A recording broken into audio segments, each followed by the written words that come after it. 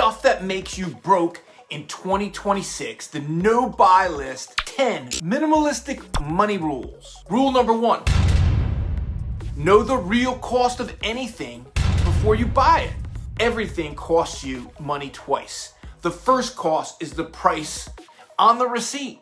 Everyone sees that. The second cost is what nobody calculates: storage, maintenance, mental energy, and the opportunity cost of every dollar that isn't compounding. A $35,000 boat costs $3,500 a year just to maintain. That's before it ever touches the water. Before anything goes on your buy list in 2026, calculate both costs. The purchase price is just the entry fee. The second cost is what makes you broke. Rule number 2, build your no buy list with the replacement test. What's the replacement test, you ask? Here's the fastest way to build your 2026 no buy list. So walk through your home. For every item you see, ask one question. If this disappeared, would I actually spend money to replace it? Not would you miss it, would you spend money to get it back? I look at this like my dog. If my dog disappeared, would I spend money to get it back? I don't know. Or another example is the fondue set, the bread maker, the exercise bike with clothes on it, the gadgets still in their boxes. For most of what you own, the honest answer is no.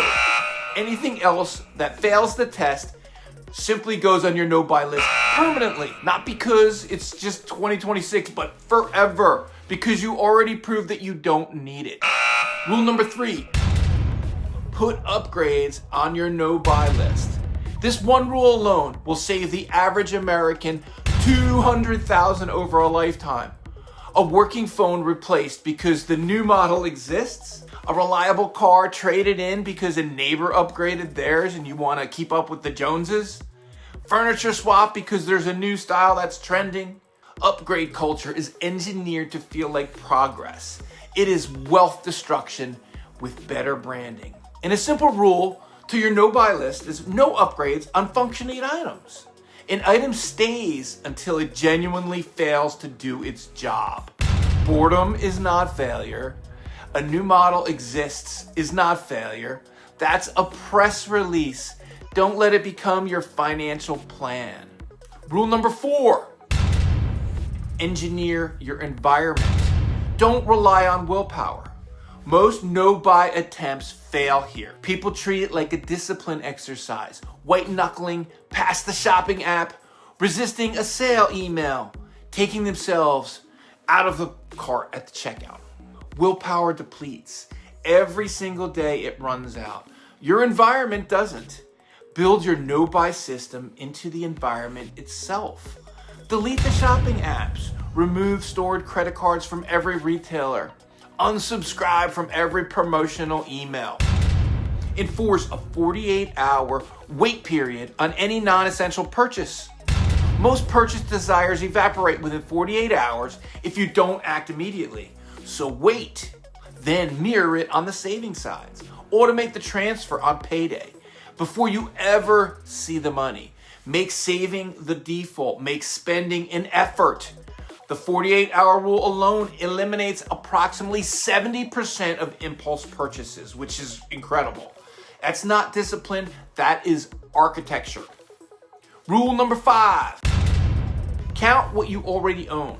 Before you build a real no-buy list, you need to actually know what you got. So pick one category. Let's pick shirts, shoes, kitchen gadgets. Count them all. Actually guess first and then count them. And most people guess very low and discover that they have 3 or 4 times what they originally estimated. Once you know you own 52 shirts, shirt number 53 feels a little different. The absurdity becomes visible and the no-buy decisions become obvious. Set hard thresholds. 1 in, 1 out on everything. This is the minimalistic way. Without intentional limits, possessions expand to fill every available space. This is called Parkinson's Law. I don't know. Applied to your home and your finances. Rule number 6, add first-time purchases to your watch list. new hobby, new interest, new phase of life. This is where the no-buy list gets tested the hardest because the purchase feels justified. You're not upgrading, you're starting something new. Before committing to any category of stuff, rent it first, borrow first, use a shared space. Want to camp? Rent the gear for 3 trips before buying anything. You want to do woodworking? Borrow some tools. Kayaking? Rent several times before spending another dollar on ownership. If the interest is real, you'll still want the gear after 5 outings. If it fades, and almost guarantee that it would, you'll save $2,000 in a garage shelf. Closets across America are museums of confident purchases. Every one of them was a justified exemption to the no-buy rule. Rule number 7, put the full ecosystem on the list, not just the item. The no-buy list needs to account for the multiplier effect.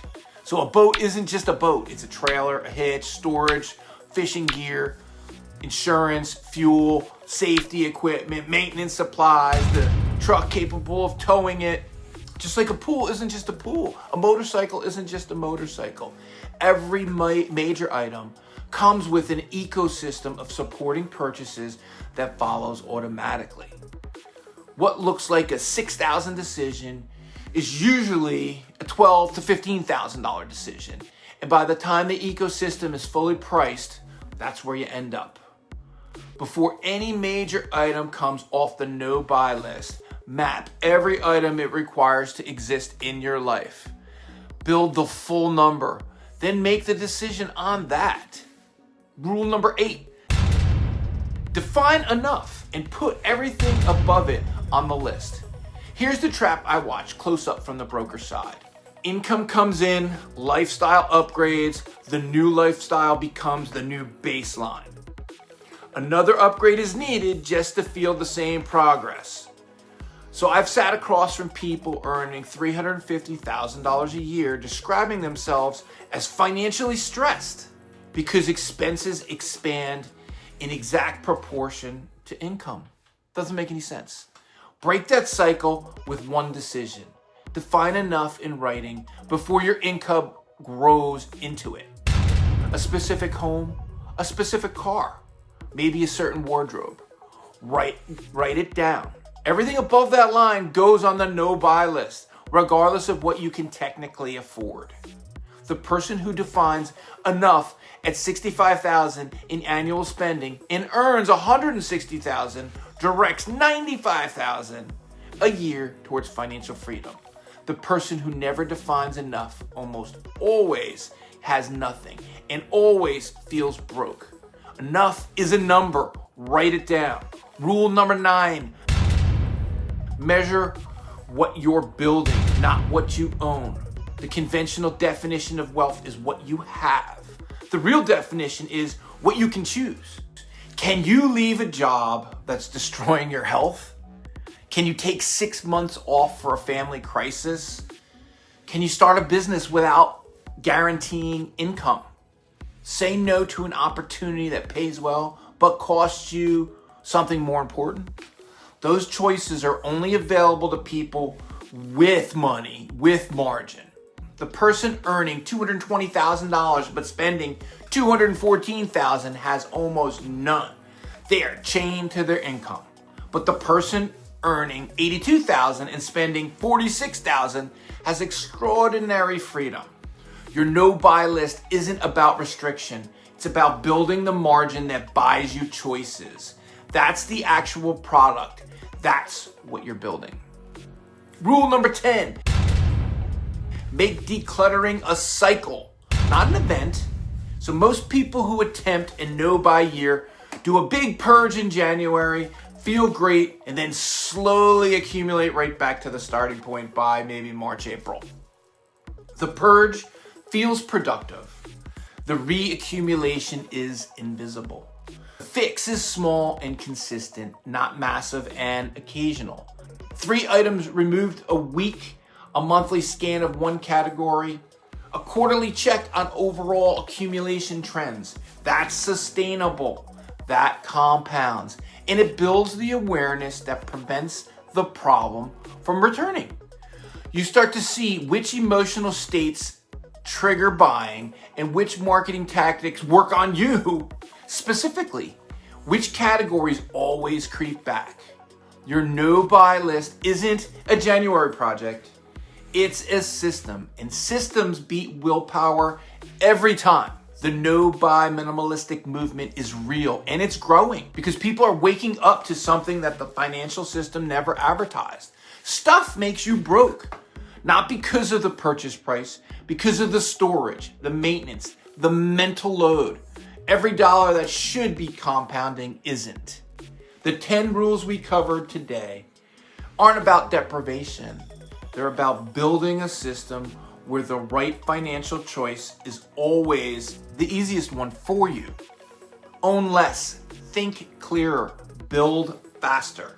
That's the leverage most people never find because they're too busy buying things that they don't need with money they don't even have. Because leverage doesn't create outcomes, it multiplies them. If this landed with you, subscribe to the channel. We got new videos every week. We cover the financial mechanisms most people never have access to, and we never waste your time getting there. We get to the point, we deliver you with value, and we value your time. This is a minimalistic video for minimalistic-minded people. Thanks for watching. We'll see you soon.